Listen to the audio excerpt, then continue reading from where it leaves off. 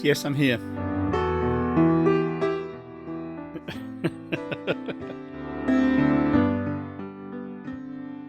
Thanks, Mike. And good evening, everybody, and welcome to another session of Broken Bread.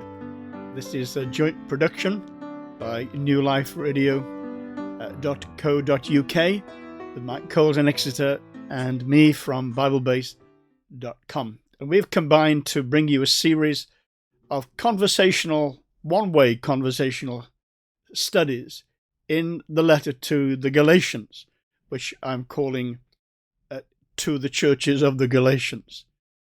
So this is officially study 22, and the title of it is Two Sons and Two Covenants. In a sense, this really ought to be study 22A, because what I want to do is study some of the verses in Galatians chapter 4, but one of the key verses I'm going to miss out because I want to spend some time with that, God willing, next time we are together. Now, normally, of course, in these Broken Bread studies, I usually start off with an introduction. So tonight, by way of a change, I'll start off with the conclusion. They say that good preaching always has a beginning, a middle, and an end. And that's what I try to do, but they don't always come in that order. Okay, these are, I want to make some statements. These are the conclusions. There's a series of conclusions here, and then I'm going to work my way backwards. Here we go. These two covenants, remember the title is Two Sons and Two Covenants. These two covenants are mutually exclusive and are incompatible with each other. These two covenants are either or covenants. The way of law works and the way of faith are mutually exclusive. There can be no compromise. There can be no mixture of covenants. The introduction of the new covenant created an authentic paradigm shift. Most times when you hear that phrase, paradigm shift, it's really just a minor or a major modification of the status quo and the way we see things. But the inauguration of the new covenant creates an authentic paradigm shift. If any man, Paul says, 2 Corinthians chapter 5, verse 17, if any man be in Christ, he becomes a new creation. All things have passed away. Behold, all things have become new. That is an authentic paradigm shift. This axiom that these two covenants are mutually exclusive and that it's effected a paradigm shift, this axiom is really the reason that I created BibleBase.com with its subtitle line, An Explorer's Guide to the New Covenant. Let me illustrate by way of an allegory. Most of the listeners to this study will be aware that in the world of computers, there are two major operating systems. And yes, I know about Linus, but for most of us, there are just two operating systems, Microsoft Windows and Mac OS, Macintosh OS. Now, here's the rub.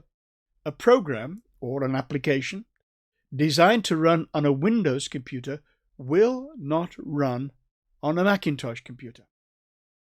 And conversely, a program designed to run on a Macintosh computer will not run on a Windows computer. They are incompatible.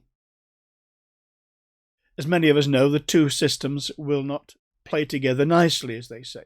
You must choose, and the choice to some extent will determine your computing destiny. There are two operating systems for a living relationship with God. We call those covenants. That's an operating system for a living relationship with God. We call them covenants. There are other covenants recorded in the Bible, but these are the two operating systems for those who desire to live their lives as the people of God, or as the Bible often refers to them, the saints.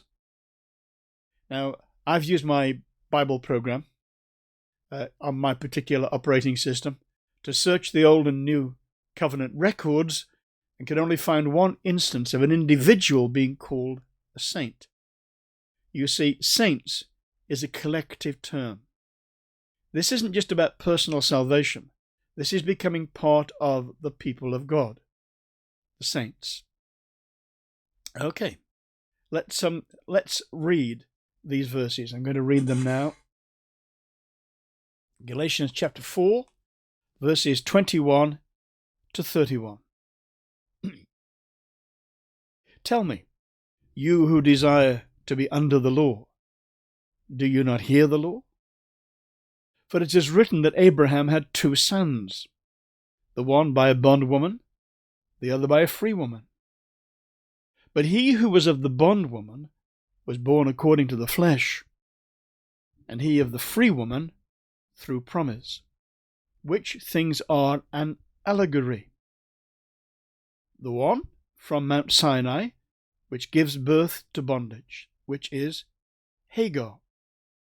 For this Hagar is Mount Sinai in Arabia, and corresponds to Jerusalem, which now is, and is in bondage with her children. But the Jerusalem above is free, which is the mother of us all. For it is written, Rejoice, O barren, you who did not bear. Break forth and shout, you who were not in labour. For the desolate has many more children than she who has a husband. Now we, brethren, as Isaac was, are children of promise. But as he who was born according to the flesh then persecuted him who was born according to the Spirit, even so it is now. Nevertheless, what does the Scripture say? Cast out the bondwoman and her son. For the son of the bondwoman shall not be heir with the son of the free woman. So then, brethren, we are not children of the bondwoman, but of the free. Stand fast, therefore, in the liberty by which Christ has made us free, and do not become entangled again with the yoke of bondage. You'll notice that passage really runs on into chapter 5. Chapter 5 begins, or at least one of the earliest words is therefore, and you can't have therefore at the beginning of a chapter, because it means you've got to look backwards over your shoulder to see how you got there. So this is what we're going to do. We're going to look at, first of all, about this fact that Abraham had 2 sons. Let me explain, first of all, that what Paul is doing in this section is he's making a contrast. There is a device, a way that New Testament Greek operates with 2 little words. One is men, M-E-N. It doesn't mean men in the way we use it. And the other one is day. And they are used to make a comparison or a contrast. They always are used to point out some kind of distinction. And you've got these 2 little words, men and de, in this passage. In fact, you've got the couple of them twice. So it was in this part when it says, he who was of the bondwoman was according to the flesh, and he of the freeman through promise, etc. Let me explain what it really means. This is my interpretation of it. It's as though you need your hands to do this. It's as though you're saying, on the one hand, this is point A. On the other hand, this is point B, or this is view A, and this is view B. So you're saying on the one hand, but you can actually have only one man. This is getting complex, isn't it? Only one man, but you can have lots of dares. So you can say on the one hand, and then on the other hand, on the other hand, on the other. You can have lots of other hands. I'm going to put that complicated explanation into my own paraphrase here of Galatians chapter 4, verse 23 to 26. Listen to this. On the one hand, he who was of the bondwoman was born according to the flesh. But on the other hand, he of the free woman through promise, which things are an allegory. For these are 2 covenants. On the one hand, one from Mount Sinai, which gives birth to bondage, which is Hagar. For this Hagar is Mount Sinai in Arabia, and corresponds to Jerusalem, which now is and is in bondage with her children. But, on the other hand, the Jerusalem above is free, which is the mother of us all. Paul says this is an allegory. He says these things are allegorical. These are things which are spoken. What that really means is this. An allegory is different to a parable. We're used to parables because we have them often in the teaching of Jesus in what we call the synoptic gospels. That's the first three gospels. Now, a parable, really, we don't always use them in the way they're intended. A parable is something which has a big point at the end of it. And often we kind of take detours into all the details and we never actually get to the big point. For example, what is the point of the story of the lost son, the prodigal son? What's the point? Well, the point is that we should receive those who have repented and come home. You need to get to the end of the story to find what the point is. But it's very seldom that that point is actually taken up. An allegory is different. The classic allegory, of course, is John Bunyan's Pilgrim's Progress, where every step of the way actually gives you some new information. And Paul here is using an Old Testament story, a true, authentic story, and he's using it allegorically. He's using it as, in a sense, he's using it as a list of points that he wants to kind of work his way through. My paraphrase for this would be not just saying allegorically, I would say by way of illustration.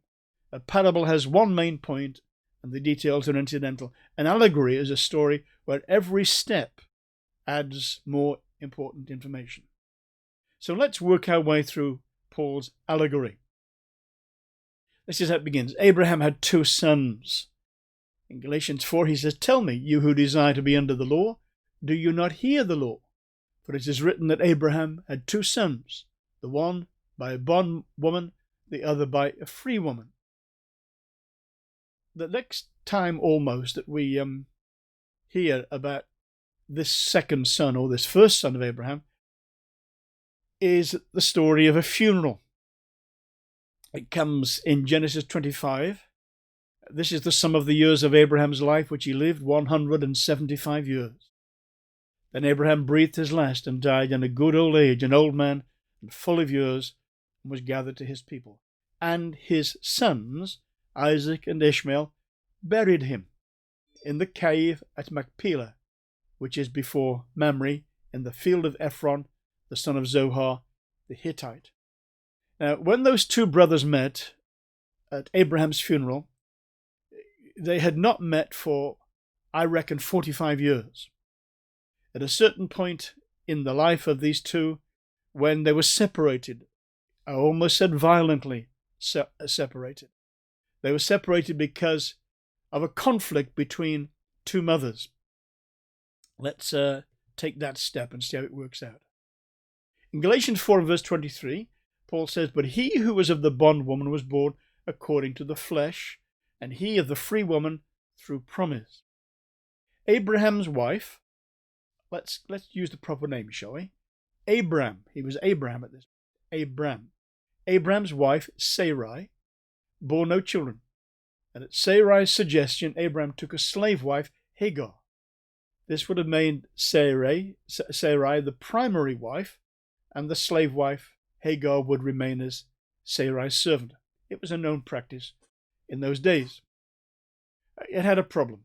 If the slave bore a child, that would make her the mother of Abraham's son, which actually would raise her status.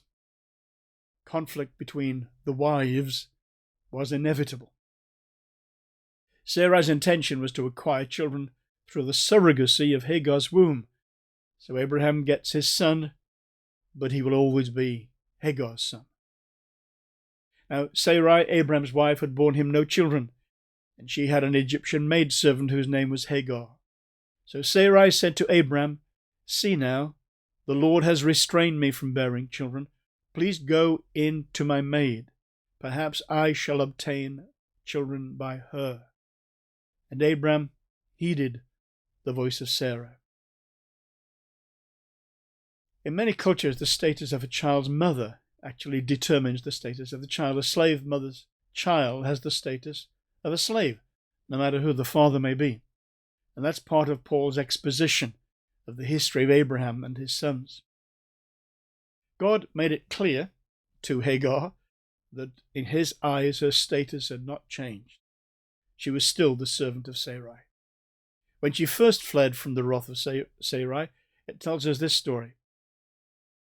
Now the angel of the Lord found Hagar by a spring of water in the wilderness, by the spring on the way to Shur. And he said, Hagar, Sarai's maid. You see, God isn't fooled by all these behind-the-scenes organizations. Hagar, Sarai's maid, where have you come from? And where are you going? She said, I'm fleeing from the presence of my mistress Sarai. The angel of the Lord said to her, return to your mistress and submit yourself unto her. So, the promise and the birth of Sarai. After 13 years, a son was born to Hagar named Ishmael. And after 13 years, many things happened within that 13 years. But in those 13 years, God gave Sarai a son. God had made a personal covenant with Abraham and changed his name to Abraham. God promises to establish his covenant with Abraham's son to be Isaac. So God actually promised a son to Abraham and Sarah and actually told them what his name was. He was a son of promise. So Abraham and Hagar had a son whose name was Ishmael, but Abraham and Sarah had a son whose name would be Isaac. So Abraham's son was to be the son of promise, as distinct from Ishmael, whose birth was not the result of a fulfilled promise. Ishmael was a legitimate son of Abraham, but not a son of promise. Ishmael was outside the covenant made between God and Ishmael. This is important that we take note of this. There was no covenant bond between God and Ishmael, only a promise of future blessings. We need to distinguish between promises and covenants. Promises can be unconditional. Covenants always have conditions, either in plain sight or by implication.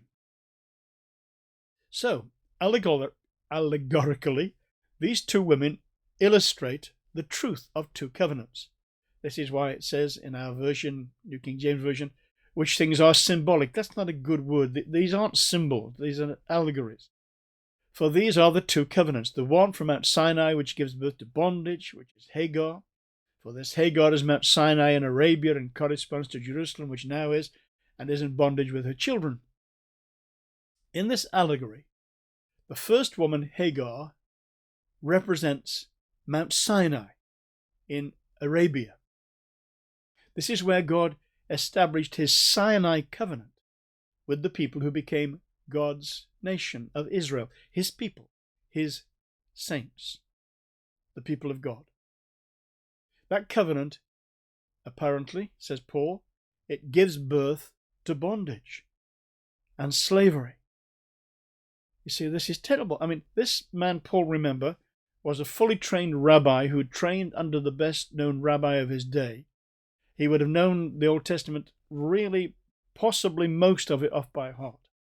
He had lived with this passionate love for everything that had been, particularly the Torah, that's to say the first 5 books of the Bible. And yet he says here that covenant which came into existence at Sinai, which is represented or symbolized or allegorized, is there such a word, by Sarah, actually only ever generates bondage. It only ever brings people into bondage. It gives birth to bondage. It corresponds, says Paul, to current day Jerusalem. Jerusalem, the home of the temple and the rabbis, still continuing business as usual in the days in which Paul wrote this epistle. Paul says this to the people who are about to defect in the area of Galatia. But now, after you've known God, or rather are known by God, how is it that you turn again to the weak and beggarly elements to which you desire again to be in bondage? You observe days and months and seasons and years. I'm afraid for you, lest I have labored for you in vain. Galatians 4:9-11. And then in verse 21 he said, tell me, you who desire to be under the law, do you not hear the law? You see, to embrace the signs and symbols and celebrations of the Sinai covenant can only lead to bondage. Jerusalem, that is to say, the practice of the provisions of the Sinai covenant, is actually a slippery slope into bondage and slavery. This is really quite an amazing thing for Paul to be saying. Paul, remember, honored the law. When he wrote to the Galatians, he said that the law was glorious. He said that the gospel upholds the law. But a certain attitude to the law, where people keep rules, regulations, days, weeks, months, feasts, Passover, tabernacles, when you begin to put yourself under that regime, you begin to put yourself back under the law, and it always brings bondage. Always. The book says so. Now, in this allegory, the second woman is Sarah, who represents Jerusalem above, who is free, said Paul, and so are her children. Now, we're going to leave the question of the new covenant being the Jerusalem above until study 22b, if that's what. But this is what it goes on to say. Now, we, brethren, as Isaac was, are children of promise. But as he who was born according to the flesh then persecuted him who was born according to the Spirit, even so it is now. As well, we shall see that Sarah is an illustration, illustrative of the covenant that came into full effect on the day of Pentecost and the coming of the Holy Spirit. More on that, God willing, next time. But did you know that Pentecost is the anniversary of Sinai? Pentecost happened on the self-same day of the year that they celebrated the giving of the law. So one covenant was given at Sinai, and another covenant came into full operation, full power, by the coming of the Spirit at Pentecost. More about that next week. Paul goes on, if we jump that little bit, Paul then goes on to really answer questions. Well, if that's the case, how shall we live? And he makes this point. He says, for example, here this is in a way preparations for Galatians chapter 5. That's why I read on into the next chapter. This is all an unbroken flow of things. First of all, let's recognize the nature of the conflict. He says this, now we, brethren, as Isaac was, are children of promise. And as he who was born according to the flesh then persecuted him who was born according to the Spirit, even so it is now. The nature, and so the conflict, never changes. The flesh always persecutes the Spirit. The flesh always strives to dominate the Spirit.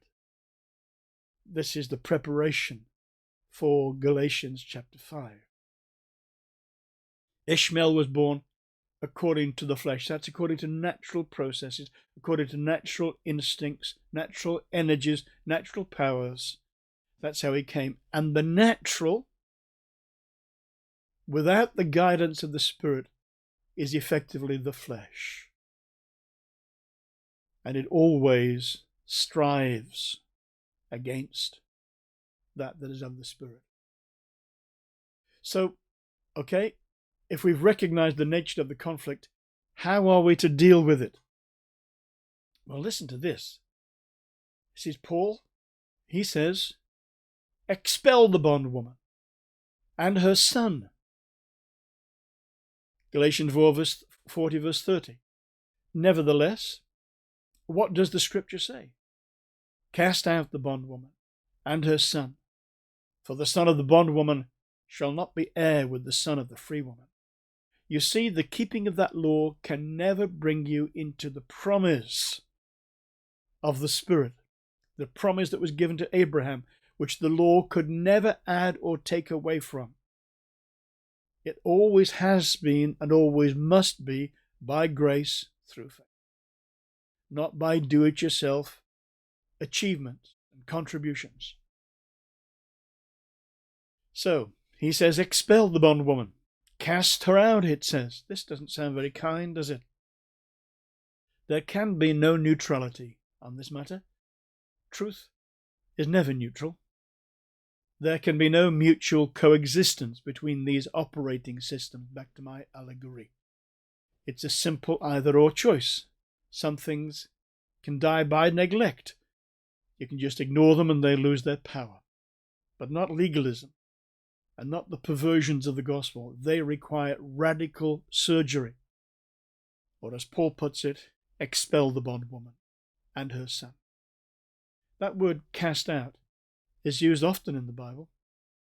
We meet it, first of all, of course, in the gospel, where it's used constantly, of the casting out of demons. Other spirits, other power, other dynamics which are operating. Paul says, expel them. Expel them. Spit them out. That's how it's translated at another point.